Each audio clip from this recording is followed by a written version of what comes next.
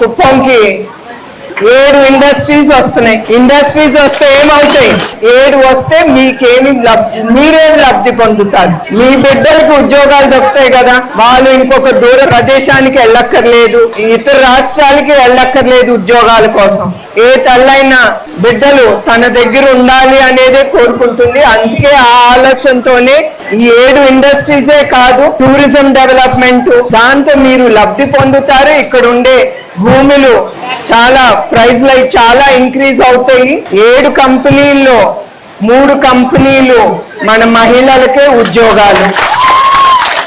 ఈ 7 కంపెనీలు వచ్చి 2203 కోట్లు ఇక్కడ ఇన్వెస్ట్మెంట్ జరగబోతుంది. దాంతో డైరెక్ట్ ఇండైరెక్ట్ ఉద్యోగాలు 30,000 మందికి ఉద్యోగాలు లబ్ధి పొందుతారు.